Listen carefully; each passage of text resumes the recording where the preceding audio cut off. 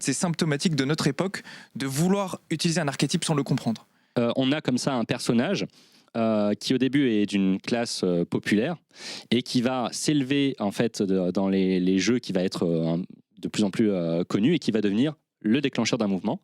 Hunger Games, c'est l'exemple qui me vient, mais il y en a d'autres. Est-ce que vous pensez que c'est symptomatique d'un cinéma moderne, ça? Le fait, par rapport aux années 80, d'avoir un personnage qui devient déclencheur d'un mouvement? Ou est-ce que ça existe depuis toujours? Je ne saurais pas dire parce que je n'ai pas d'exemple dans les années 80, etc.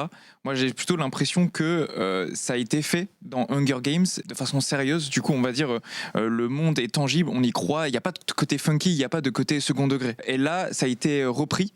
On a voulu refaire ce schéma-là, sauf que avec ce côté un peu funky, parfois il y a des moments où on n'y croit pas vraiment. Des fois, on a même l'impression que le film n'y croit pas vraiment lui-même. Et je trouve que c'est dommage parce que c'est une mécanique, je dirais que c'est un archétype.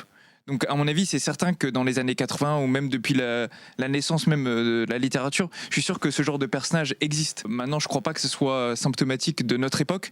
Par contre, c'est symptomatique de notre époque de vouloir utiliser un archétype sans le comprendre.